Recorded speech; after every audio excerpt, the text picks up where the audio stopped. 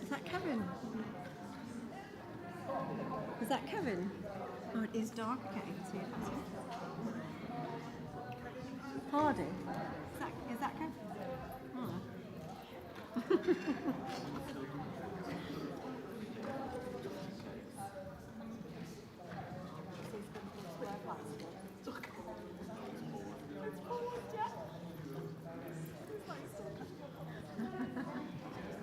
Yes, we have someone doing live pictures.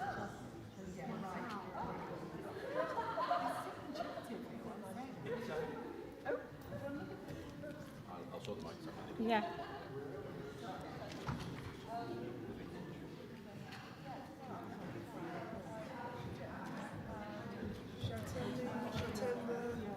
Them off that Kristen was doing the transfer. Yeah. As long as it doesn't break anything. I know. Just got it right.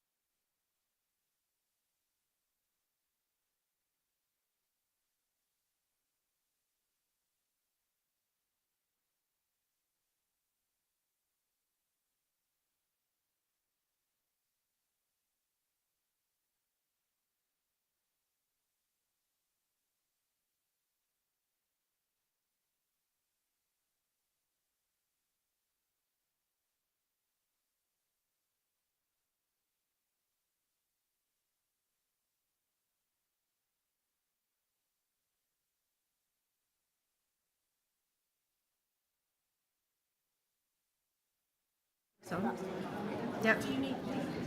No. I'll turn the mics on now. If I could have your attention, please, as you're seating. If I could have your attention, please. If I could have your attention, please. I've outweighted 14-year-olds, so you'll have nothing on me. If I could have your attention, please. Thank you. Welcome to the final plenary of the second annual University of Manchester Teaching and Learning Conference. Thank you for joining us today. We're going to end this on an absolute smash hit. I could not be more pleased to introduce our final plenary. The plenary today, to wrap up, is going to welcome a diverse group of speakers on the future of teaching and learning in higher education. As we navigate through an era marked by rapid technological advancements and shifting economic and socio-political landscapes, the educational sector stands at a critical juncture. This plenary session aims to explore advanced strategies and innovations in higher education, focusing on the future of teaching and learning. Our panel today includes members from the Fashion Academics Creating Equality, or FACE, and a mix of educators and industry experts. We are joined by, and thank you very much, Sharon Lloyd, co-founder of FACE, an educator and disruptor known for her work in advocating for Black and Brown voices in higher education. Sharon has been recognized as a champion of change in the Vogue 100 Innovators list. Gavin Douglas, the program leader of the BA Fashion Design and Technology program at Manchester Fashion Institute. Gavin also serves as the Equality, Diversity and Inclusion Lead at the Institute and brings valuable experience from the global fashion industry. Nada Quresh, a UK-based Egyptian designer, lecturer and researcher at Cardiff Metropolitan University. Nada's work spans across the US, Egypt and the UK, focusing on decoloniality and cultural representation in design. Asia Duran McCain, an industry representative with over 30 years of experience. Asia is the founder of the marketing agency Auntie and the finishing school FIF, which bridges the skills gap between industry and academia in the creative sector. We're also joined by UOM colleagues. Thank you to Fiona Velez Colby, a lecturer in the fashion and retail technology at the University of Manchester, specializing in design thinking, business innovation, and creativity. And Dr. Jack Waverley, who focuses on making consumer cultures more inclusive and has recently been researching the importance of ethical questions about AI in education. Dr. Loretta Anthony Okeke, co-director of the BS Education program at the Manchester Institute of Education, who works on aligning educational policies with workforce readiness. And we have a student perspective with us as well. From that, we have Imal Nashan, a recent computer science graduate from the University of Manchester who focuses on AI and robotics. Namrit Bath, a second-year physics student with experience in programming and data analysis, with a keen interest in AI's role in education. This session will be chaired by Charlene Gallery, an absolutely amazing, that was my added bit, reader of digital fashion, innovation, and the employability lead for materials at the University of Manchester. Thank you for joining us. I'm completely confident that you will enjoy this stimulating and thought-provoking session. I'm just going to leave it to Charlene. Thank you. So we have, obviously we're going to discuss the future of teaching and learning in higher education. I met with this wonderful panel the other day and we really wanted to simulate a debate and a discussion around some of the critical factors impacting student achievement and attainment, but also really thinking about developing a future-facing curriculum and how we do that collectively and collaboratively. And so we have 3 provocations today. So the first provocation is how can we cultivate an inclusive teaching and learning environment which aims to narrow the achievement and professional. Here's Azia. Azia's just flew back from Paris. Azia, take my chair. Yeah. So Azia's just flew back from Paris for us to be here today, and then she's flying back out to Italy tonight, aren't you? So the first provocation is obviously about how do we cultivate an inclusive teaching and learning environment that really helps to narrow the achievement and professional attainment gaps for marginalised students. And then we're going to talk about how we co-create a future-facing curriculum and foster relationships with industry. And then our final provocation is how can we integrate AI? Obviously, AI is the key trend at the moment that everyone's debating and discussing. So how can we integrate it in an equitable way, in a fair and inclusive way that really promotes equity of achievement and experience for our students?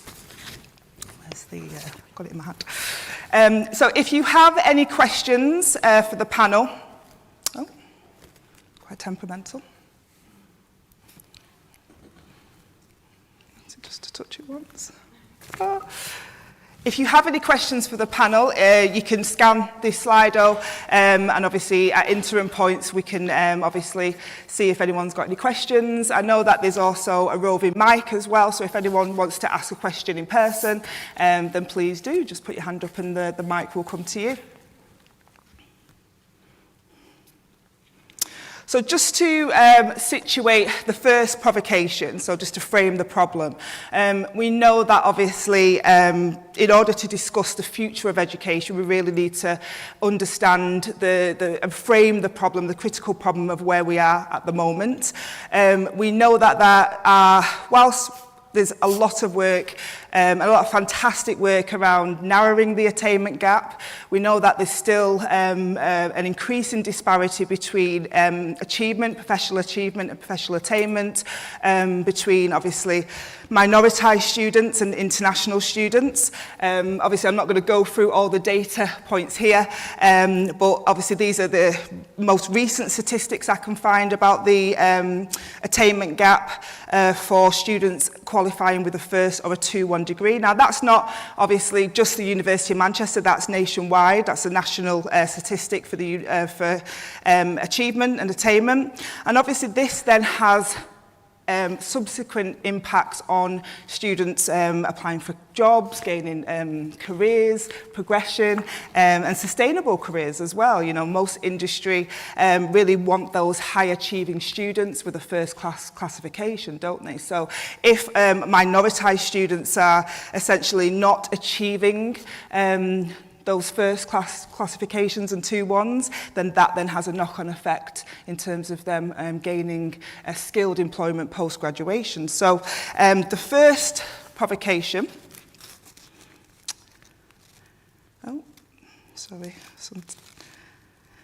so the first provocation, I'll direct the first question to Sharon. So Sharon, in your opinion, what are the most critical systemic factors contributing to the attainment gaps, and how can universities better support marginalised students to ensure equitable benefits from their university experience? Thank you. It's a great question, actually, and one that's quite passionate to the way that I have progressed my understanding within higher education, particularly over the last 5 years. There are several ways that we should be tackling this. The first is social capital. How do we give our students, our minoritized students, social capital? We've worked so hard at sort of coming up with innovative ideas. I mean, maybe we should be thinking about simplifying it. It should be thinking about those mentoring opportunities, networking, for example. We recognise that it's actually quite a complex playing field for students as they go out into the industry once they graduate. How do we support them in this? Secondly, it's about digital poverty. Digital poverty, when we think about digital poverty, there's a huge percentage of students that enter the system that actually we make assumptions about, and the assumptions are dangerous. We make assumptions that they have equitable access to a lot of the systems and tools that we require them to have once they enter university. Not having that it really provides them with a very, very difficult start once they get into the system. And we do need to call our education area a system. Thinking about how they gain that capital, the problem is that we're asking them to have digital savvy. And I'm going to use digital savvy, not use the word digital native, because I think that term in itself is problematic. But when we're asking them to have digital savvy, we now need to also, on top of that, ask them to have AI savvy. How do we implement that? And then there's actual poverty. How many of you have actually seen our students at home? Once we reached the pandemic, I was mortified at the level of poverty that our students had. We make large assumptions. And lastly, there's the curriculum itself. The curriculum where we have minoritized individuals who don't see themselves within it. We play at providing them a platform to work within, which actually doesn't exist. I never saw myself within the educational system as I went through it, and I'm wondering how many of us on this panel did indeed do that. So how do we counter that? There are no easy answers here, clearly. Otherwise, we're all very clever individuals. We would have come up with them by now. But what we need to be doing is working towards that. And be not afraid of making mistakes. We will make errors. We're human. But isn't that why we're here in an educational institution, to go forward? Thank you, Sharon. And following that, this question is for you, Jack. At the end. So obviously from your perspective, in your opinion, how do more broader political and social realities on campuses affect the experiences and actions of staff and students? And what do you feel could be done to mitigate some of these issues? Well, following on, I took quite a lot of notes there, so thank you very much. Loads of good ideas. I think, obviously, we don't really have a lot of control over the wider socio-political environment. So we can try to push policy, we can try to push government to do different things, which really would help to solve the problem, really, as you were talking about poverty. But given that we have such limited agency over that, what we can do is something on campus. So I was thinking of it like a pipeline. We need to think about getting students in an inclusive way. So that's, when we talk about inclusivity, we often think about that, really, getting students into the campus. But then there's also about getting students on, helping them to get on, to progress throughout the system.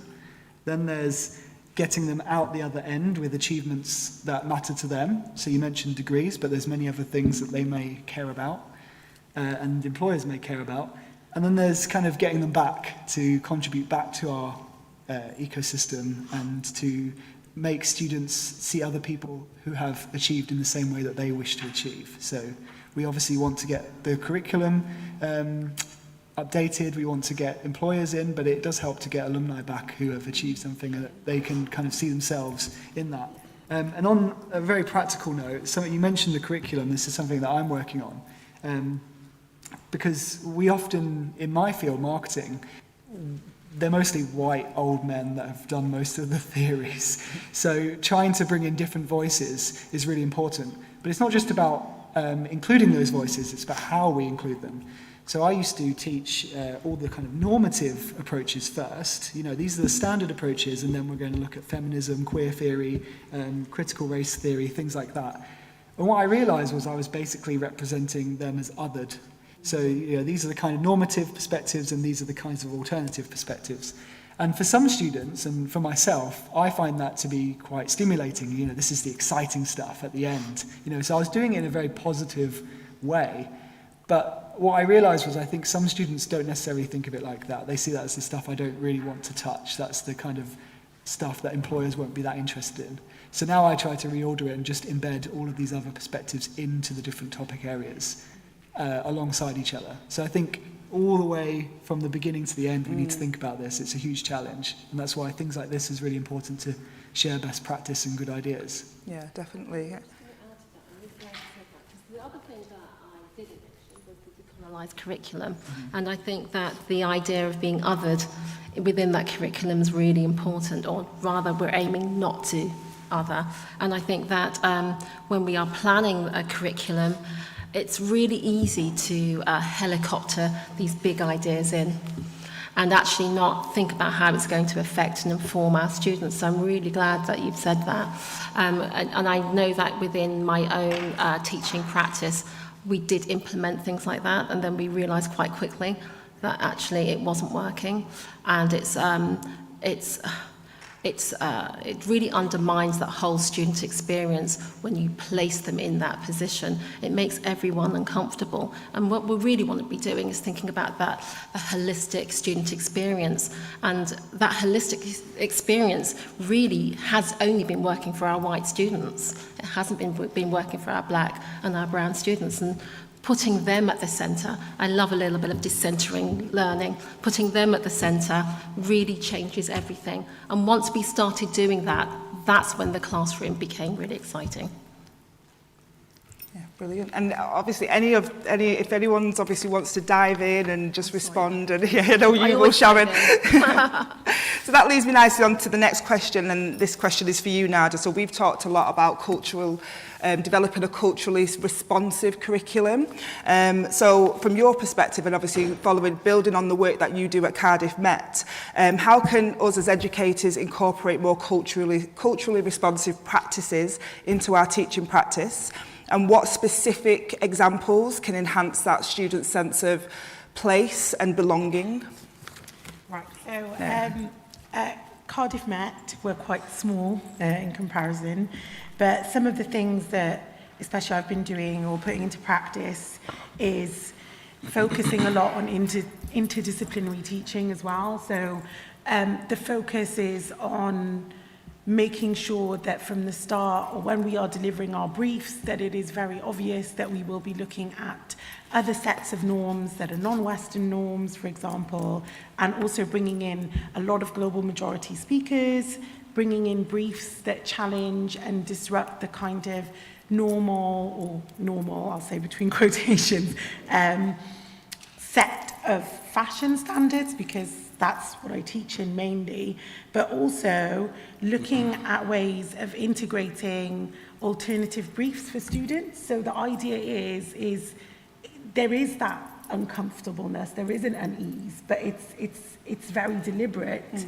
and it's not meant to make anyone feel uncomfortable, but it's to, as Sharon said, agitate, kind of enough to allow room for widening perspectives, but also for them to challenge themselves. I think sometimes some briefs are quite easy for the majority of people, and in a way, we are also kind of adding that decolonial aspect to it, because we're moving away from the usual reading lists, we're moving away from the usual kind of brand names they work with. So one of our briefs is to do with industry, and what we have is 4 brands that have provided briefs. It's going to be a live brief, and 3 of those brands are non-UK based. So the idea is to have people from all around the world which have a specific speciality, for example, sustainability, but how is it done in North Africa, or we have a brand that is based in South Africa and their focus is on materiality. So it's still using the core concepts of fashion or design, but in a non-Western perspective or context. And I think that's really important to champion. Yeah. That is really important. Yeah. I think centering our students without making it, again, just about that aspect of them being a global majority is really important.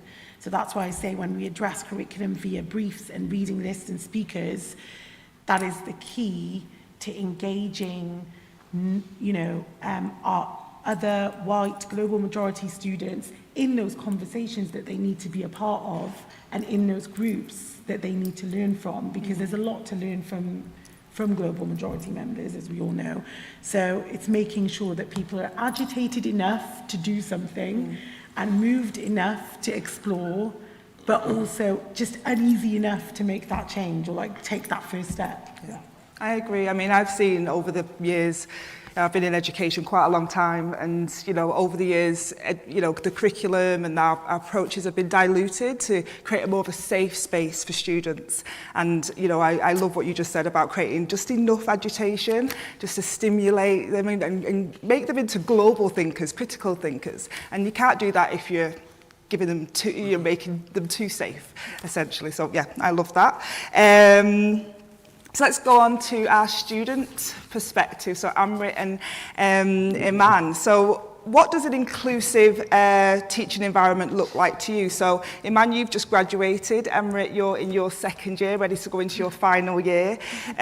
So from your perspective, how can inclusivity in the classroom or in the classroom positively impact your engagement and your subsequent success? So I think one of the biggest things to consider as well is that inclusivity is really good, but then fostering that sense of belonging is even more important, because you can have inclusivity and that can be all good and well, but then if you don't have that sense of belonging where every student feels like they belong, then you have another problem in itself. And I think one of the things that we discussed earlier was how many courses cater to non-diverse students, how many courses are kind of built with the structure, like the mindset of, oh, this is for white students. And I think that a lot of people from different cultural backgrounds, therefore, even though they're getting the same experience, they're getting the same teaching, they don't feel like they belong in the courses. And I think that can be a real problem in terms of just, that you feel like an odd sheep and you feel a bit left out, and you're like, oh, this isn't built for me. This is built for someone who looks really different, someone who's not me.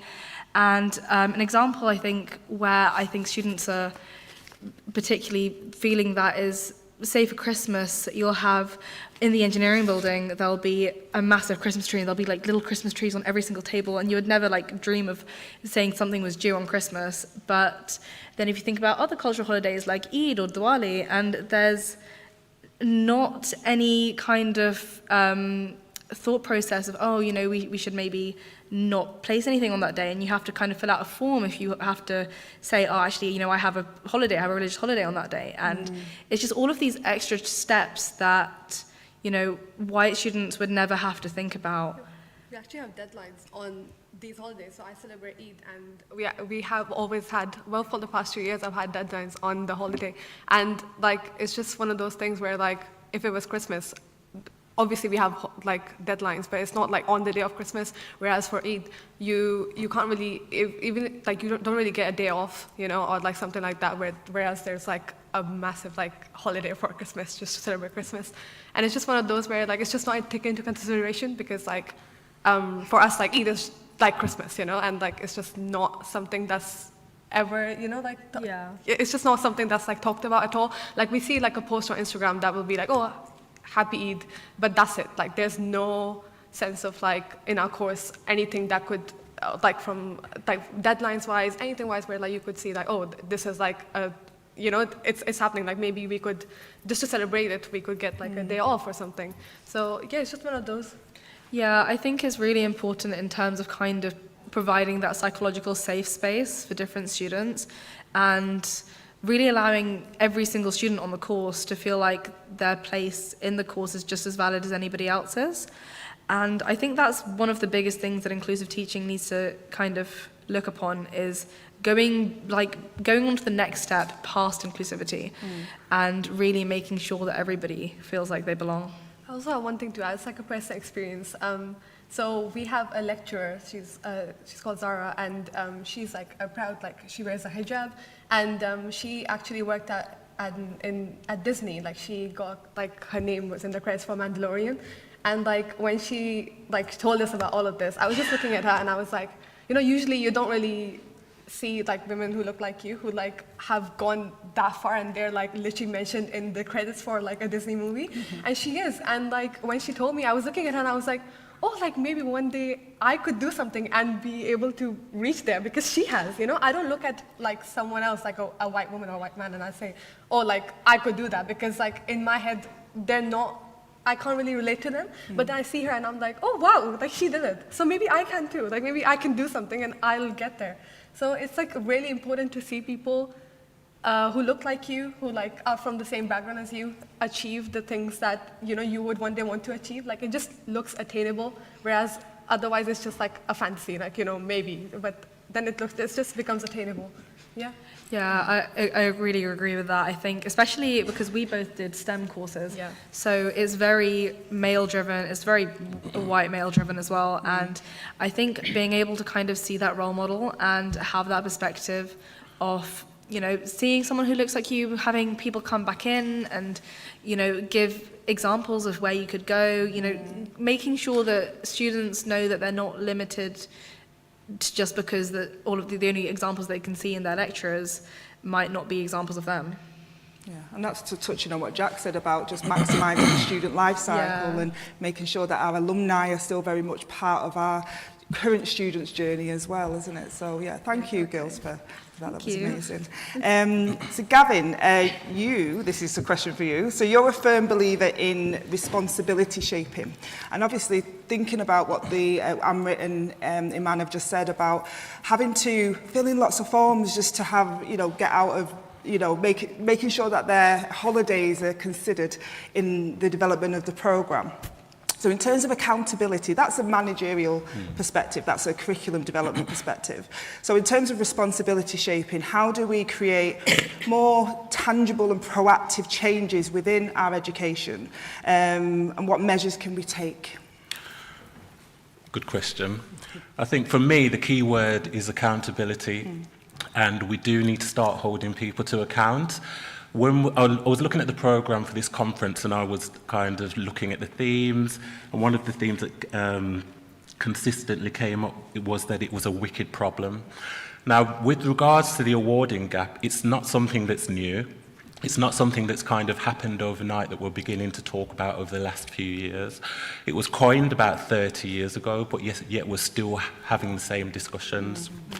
So we really need to start holding people to account. All of the issues that we're speaking about today, someone is accountable for these issues. So we need to be going to those people and putting the question to them and putting them at task to make the change. All institutions are required to do an access and participation plan.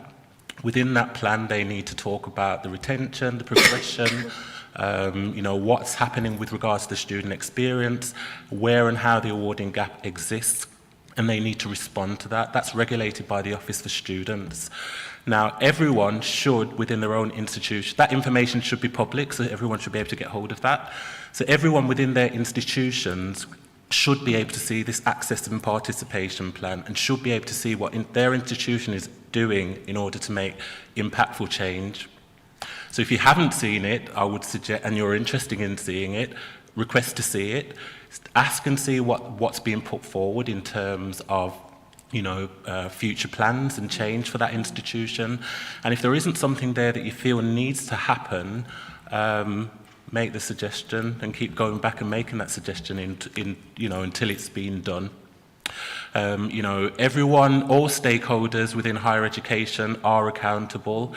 I personally think it's unethical to consistently continue recruiting a group of students knowing that they're going to come in a place and not perform as well as their peers when there's no given reason as to why or how it's going to be resolved. There is, it is unethical.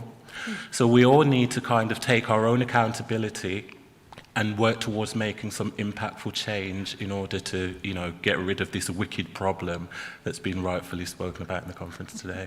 For sure. And we see that obviously in the statistic earlier, on the slide earlier, there's a 20% at least awarding gap between white and black students. So yes, it's a massive issue still.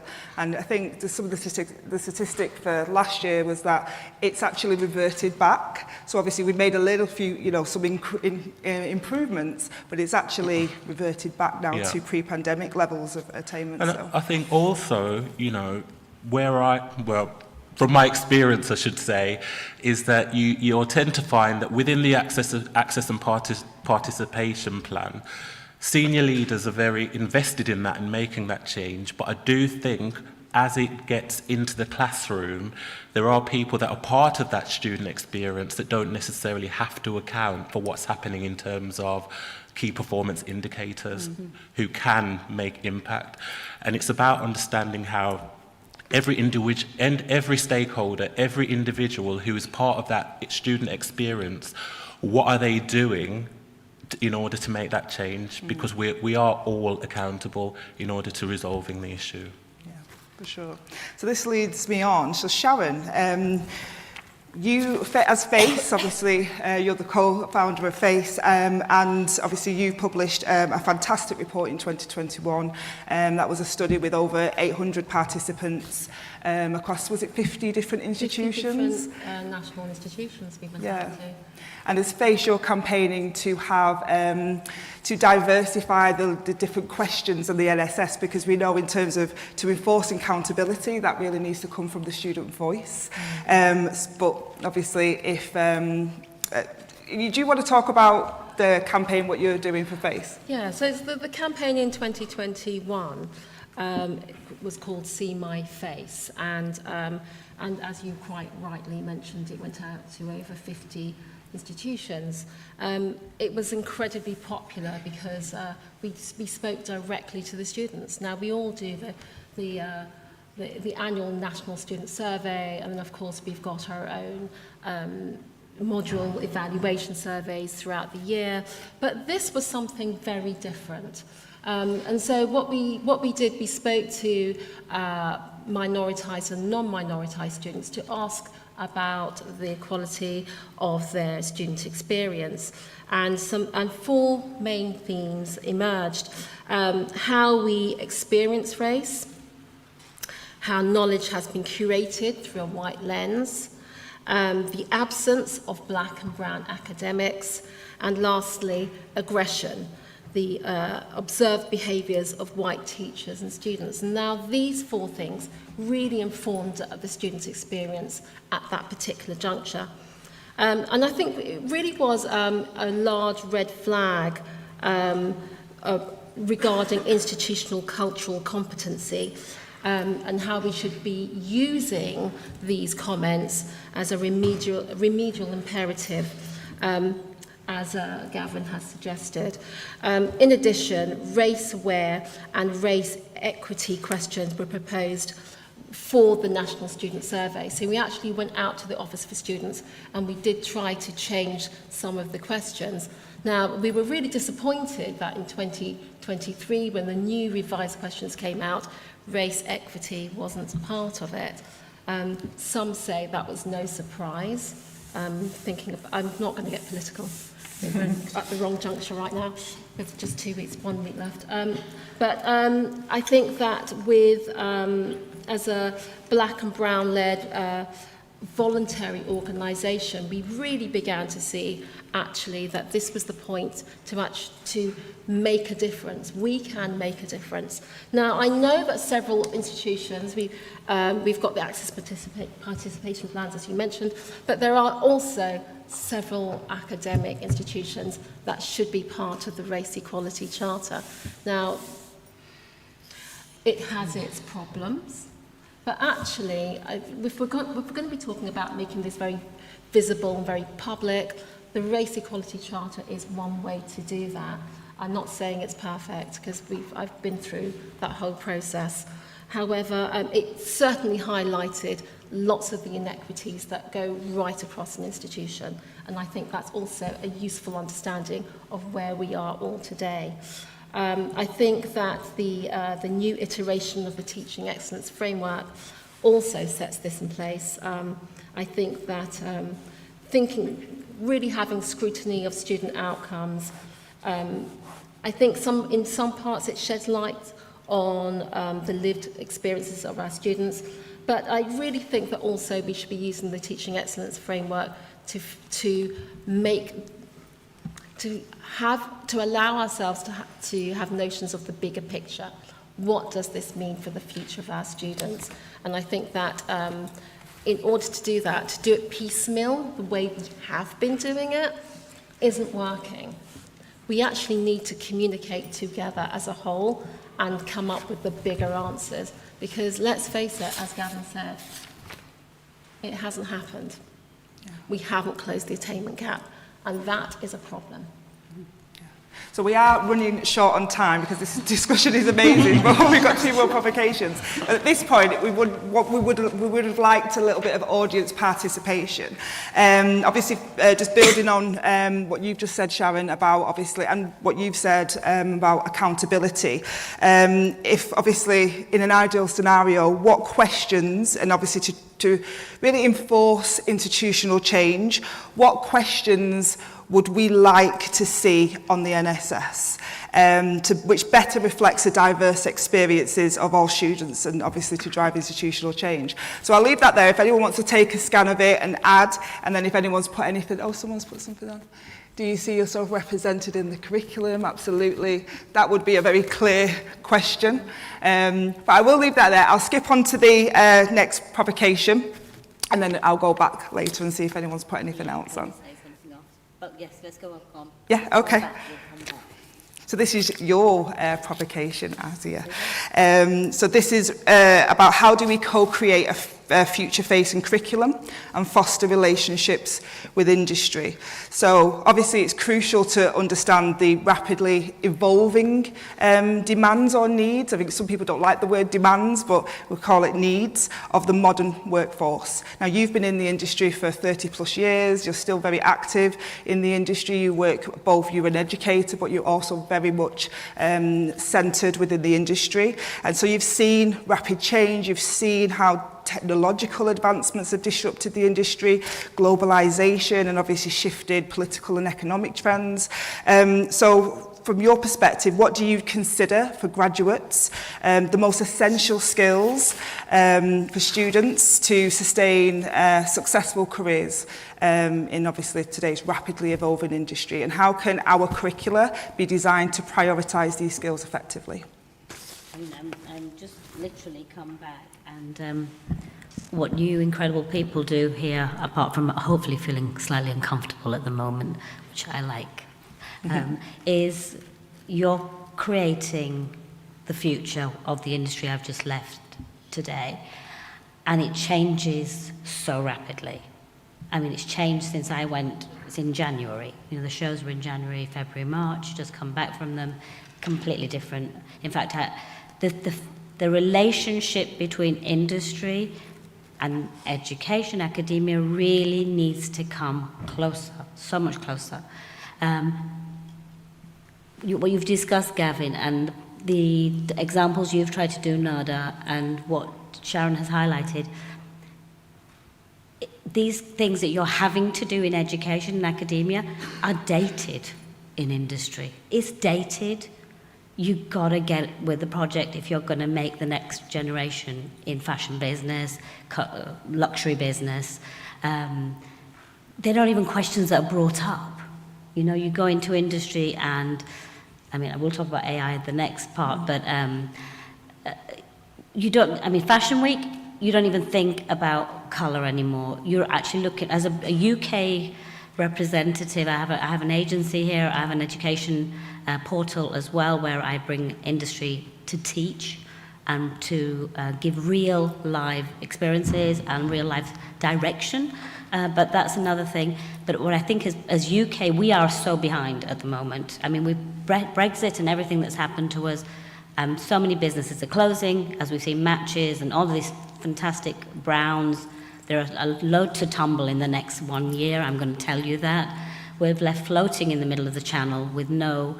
Taxation has brought our businesses down here.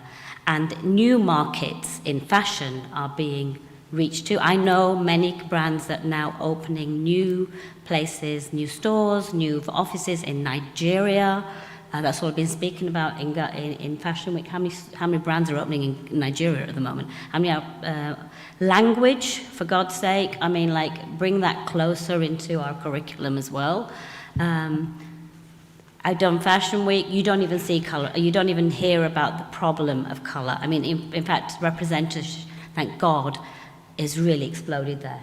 And it's not even a consideration. Language shouldn't be a consideration. Even if we go forward with AI and so forth, and language is easier for everyone, thank God, you still have to have an understanding. When I started 30 years ago, I didn't have a great language skill, but I had to learn, because all the orders are written in French in Paris or in Italy. So you have to have those basic skills. The Middle Eastern market, the Saudi market is about to boom massively. I've just come back for couture. There's 250 women that are invited into that room.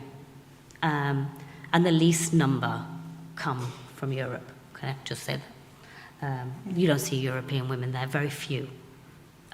So you have to understand, if you're teaching luxury, if you're teaching fashion, what these incredible academics, these boundaries have to go now, today, not tomorrow. You don't have to implement it next year.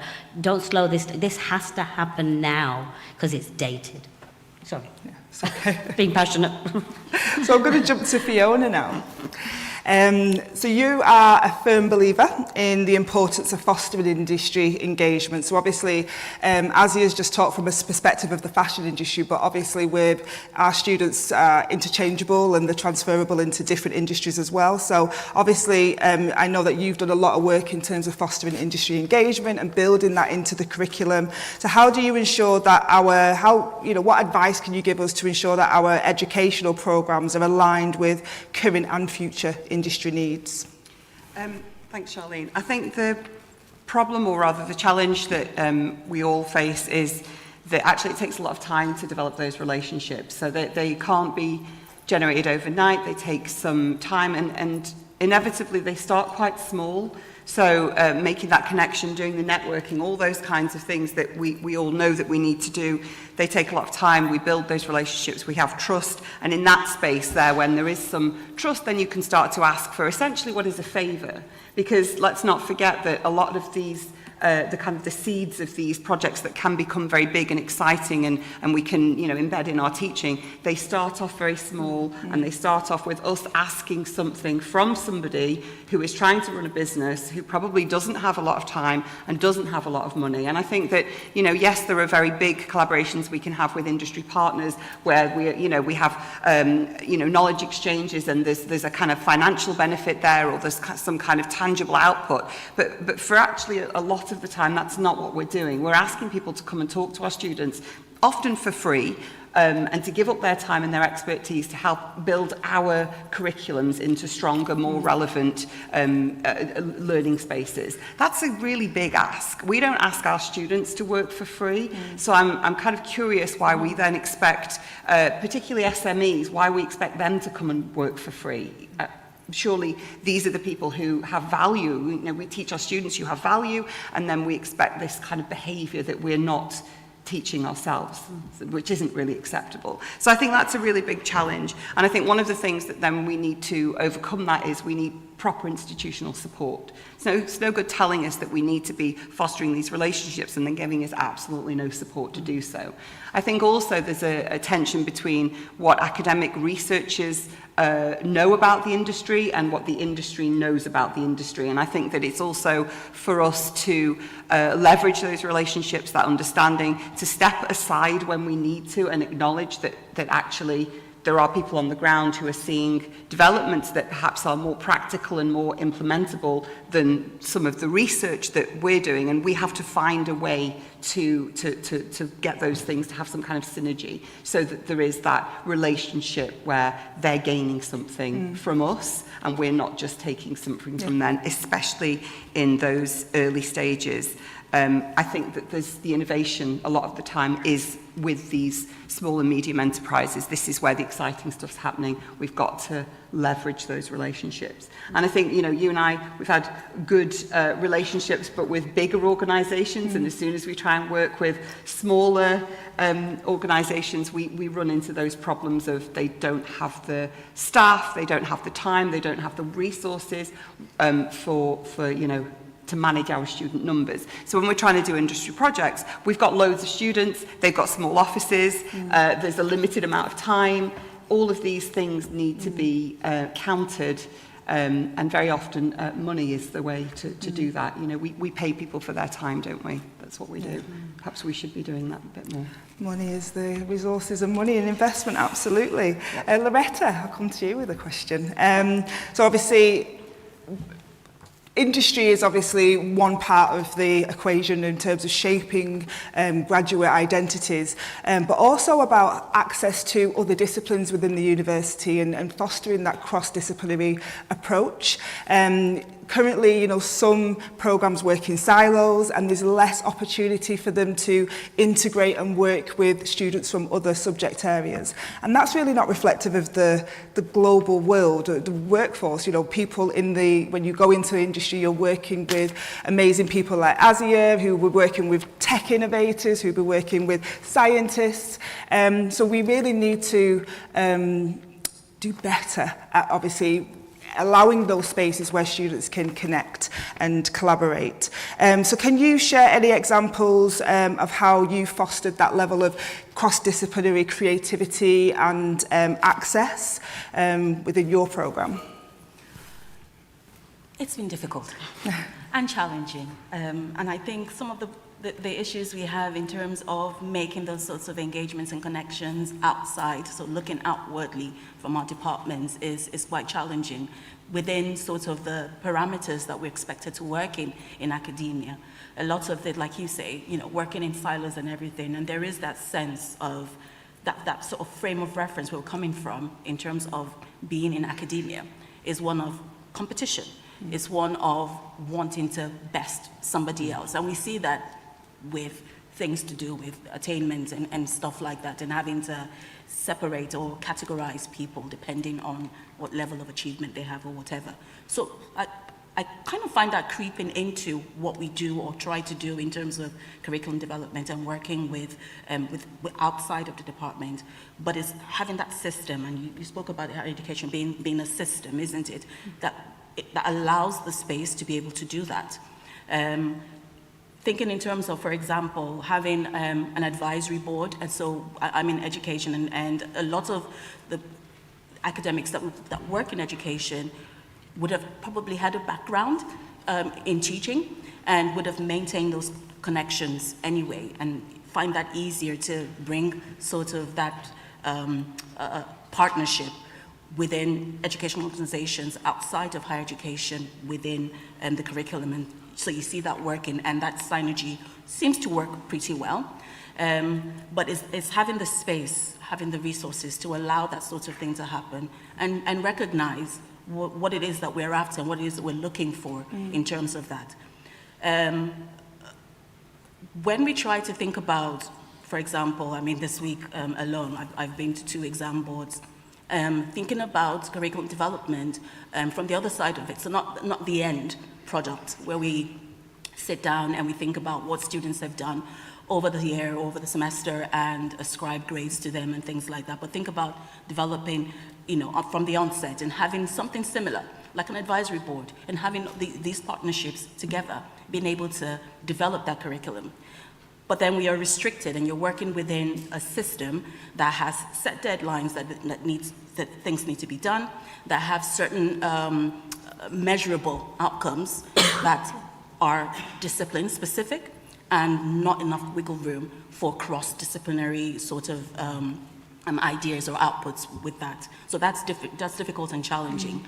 If there is a lot of time invested, I think, with such boards or advisory boards from the onset, from the beginning, but also allow that sort of continuous feedback loop where even within the teaching, we're able to recognize what's working and what's not working, have examples of best practice or good practice happening, and having that flexibility to be able to change and respond to that without having to wait for the end of the year, where you need to go for, program review, or, and you've missed the deadline. And you've missed the deadline. It's another 12 months. And then, and you're waiting another year before you can put something through. So, I don't know if I've answered your question in terms of an example, but I just wanted to raise that as a constraint that we've been working within that. Yeah, I mean, that's an amazing point of having local advisory boards, industry advisory boards who can help shape the curriculum from the beginning, before it gets to the end point, and all the conundrum of assessment and progress panels and things like that come into play. It's about shaping them holistically throughout the journey, isn't it? Now, did you want to feed into this? Because we were talking about sometimes as educators, students come into the institution and we treat them like empty vessels, ready to just absorb all the knowledge that we place within them. And we're not really appreciating the cultural currency that the students are coming in with. And we're not building on that and their lived experiences. So particularly from a marginalised student perspective, or just any student, to be honest, how can we as educators effectively build on that cultural currency, decolonise our programmes, and recognise that and celebrate the backgrounds and lived experiences of our students, and really encourage their agency to leverage their own unique skill set to the global workplace without, and obviously this is a key thing, without being tokenised within that workplace. Yeah, so we've had discussions around this, about especially being tokenised. I think it's an issue, but I'll go back a step.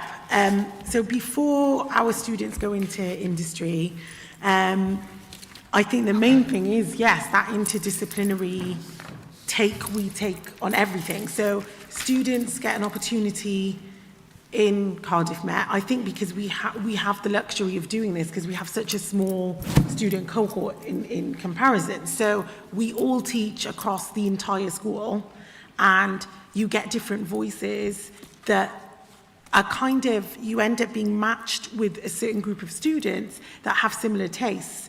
So at the beginning of each kind of module, at the beginning of each brief, the students have a say in what they want to do, what interests them, even from the first day they come in. So it starts with giving them that agency and giving them autonomy and giving them enough freedom to be able to express themselves in whatever which way they want, but also by learning how to effectively function in an industry that is collaborative, and you do have to take up certain roles in certain spaces that you're not used to. You know, you wear many hats, whether it's in fashion or design or product design or any of the things that we cover in the School of Art and Design. So the first steps are interdisciplinary teaching from a number of voices in order to give them enough experiences and currencies for when they go into industry. But also, we continually make sure that they know that they are valuable. And this was my main issue, is that gone are the days of you graduate, you pay your dues, you know, take an unpaid internship. The young mind and the culturally diverse mind is currency now. And I think for any students out there, you need to know your worth and understand that our generation and older generations are starting to lose touch, especially with the advancements in AI, in the global shift. You know, we talk about things like mega trends and macro trends, etc. And there is a cultural shift in terms of beliefs and identity and principles, and the younger generations are much more in touch with that. So know your value, know your worth when you're going in. But also there needs to be a space in university where you can have very tough discussions and you can be disgruntled in a way that you question things, and people should be there to, you know, kind of answer those queries as well. As in, we try to simulate industry settings and we do provide briefs that actually get turned into businesses and get turned into, you know, actual products. So they're not simulations in you know, in fact, they're live briefs, but they simulate a working environment because, they have to include groups. I know you're. I could listen to you all day. But I've just had the 2-minute warning from Jen. So, 2-minute warning. yeah, so quickly, obviously we're not going to be able to go through all of the questions I've presented for provocation 3, but I would really like to hear for this question from Fiona, Jack and the student voice as well. So I'm going to put one question out there for all of you, okay? So as AI systems become more integrated into educational environments, to what extent should we trust the AI algorithm over human educators in assessing student performance and potential? Are we at risk of dehumanizing the educational experience? And how can we design AI systems and approaches that promote equity rather than exacerbate disparities? Jack, should we go to you first? Sorry, it's a different question. If I've got 2 minutes, I'll be very quick. You've got 1 minute. AI, great. I think in terms of equity, I think the key thing is what are we assessing? So I think there's been a lot of talk around people cheating the system and maybe academics also cheating the system by automating the marking. My feeling is if your assessment can be AI generated, it's probably too easy. And I don't mean easy in the sense of passing or failing, but it's probably not testing the right skills in the real world. So for me, AI kind of gets rid of all the basic questions and allows us to ask more difficult questions and higher order questions, the analysis, the synthesis, the evaluation, the critical thinking, the creativity, all of the things we've talked about earlier.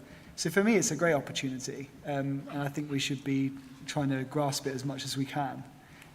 If we have more time, we can maybe try and think Does about anybody how, else think, would anybody else argue against that AI being a good opportunity? Because I know you're quite critical about AI, aren't you, Fiona? No. No? Annoying me.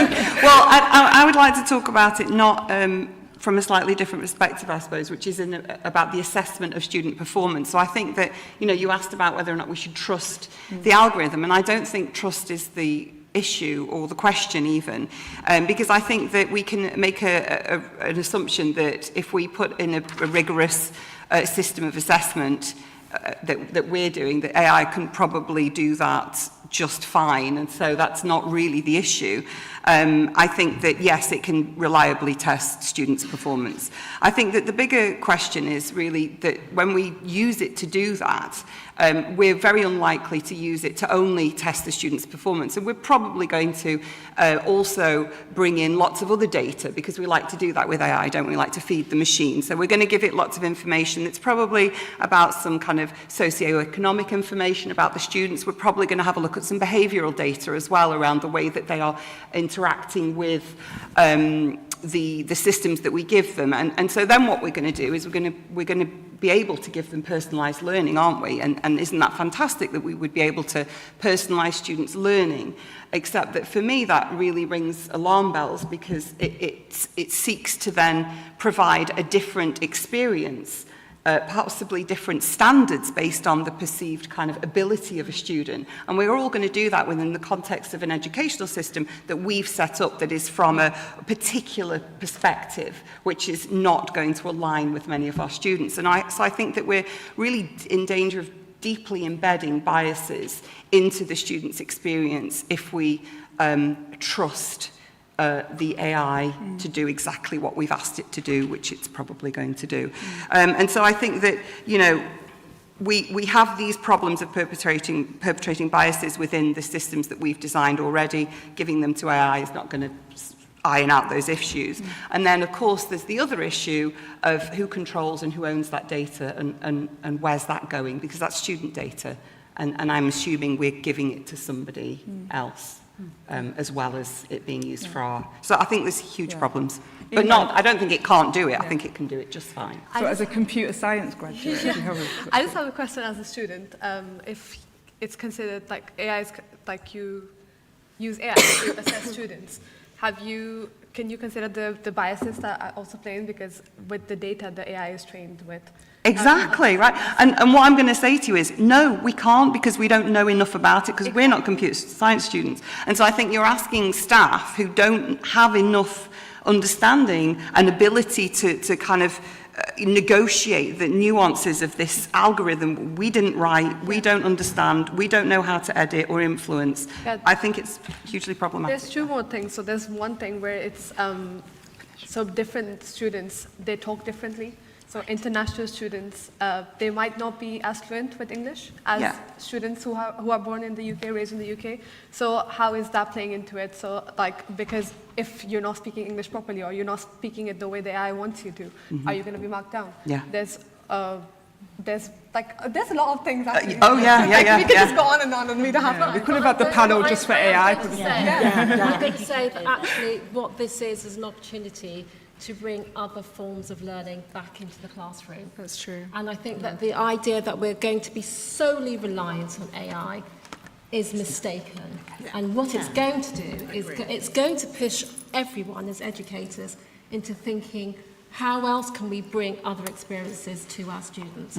So, you know, it is just a tool. Can we just remember that? We don't have to use it. and amongst many other tools. How about this one? You know, I mean, like, come on. Can we just take a step back and realise that actually this is an amazing adventure? Education is fantastic. What an opportunity for our students. And this is just one thing of many that we can provide. Yeah, I think building on that as well, I think because AI is a tool, I think it's one of those things that everybody, all of the, you know, the teaching staff, the students, I think everyone should kind of have to have that kind of baseline education of, you know, what is AI? How do we use it? Because I think there's a lot of misconceptions out there about, it's going to, you know, take my jobs and it's going to, I'm going to be obsolete in the future.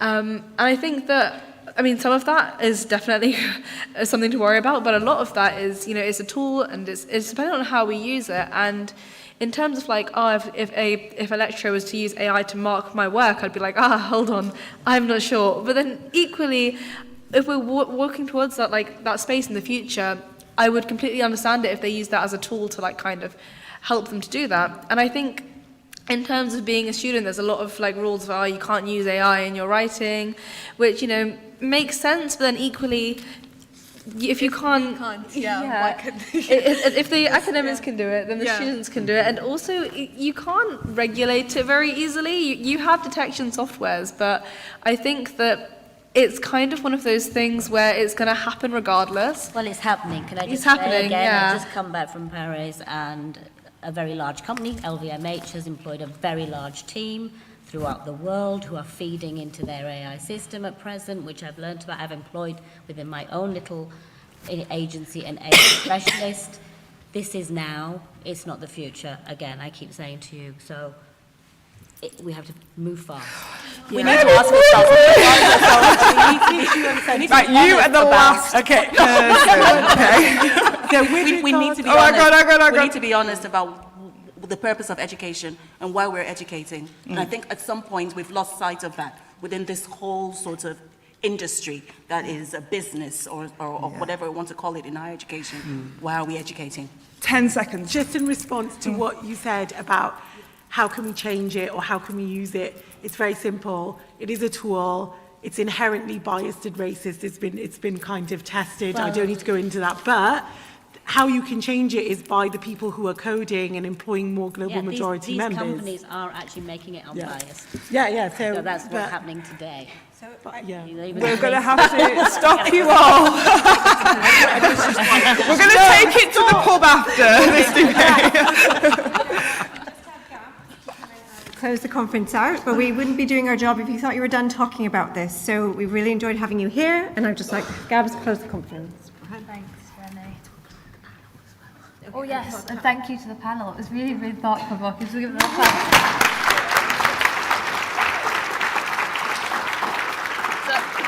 I'm very conscious that people have trains to catch, so I'm going to circulate some thoughts that I'd written down. But I'm just going to pinch Jenny's statement from earlier that I think you all smashed it. I don't think there's that much more to say, but maybe if everyone could take one small thing from today, a little pledge, something that you will do to try and bring about the change that the panel have spoken about, because culture change needs lots of small individual action. So one thing when you're on the train on the way home. A huge thank you to everyone who's been involved. I can't take any responsibility for this, and it's really, I feel uplifted by all of the fantastic stuff that we've seen today. We want to thank all of the paper committee, the organisers, facilitators, the library team, the students, we've had exhibitors, but the team that have driven this have put in a phenomenal amount of effort. Hannah, Jenny and Esme. I can't see Esme. Oh, there you are. You're hiding. So if you'd all just join me in giving everyone who's been involved a huge round of applause. There are some small thank yous. While they get their flowers, I often get told that there's no parity of esteem for teaching and that we don't care about it enough in the institution. And I think the turnout and the enthusiasm today speaks volumes. I won't say we beat research because I might get sacked. But please use the QR codes, do everything, all the housekeeping that's been asked, and make sure you come back next year. Thank you all.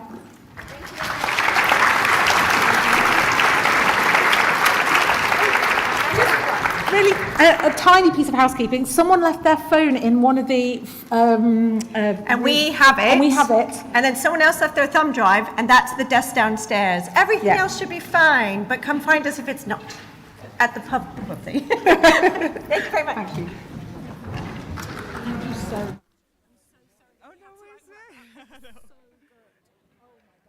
They're brilliant, aren't they?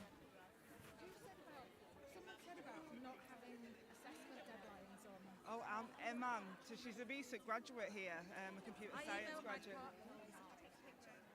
Okay. I know, that would never have crossed my mind. Yeah.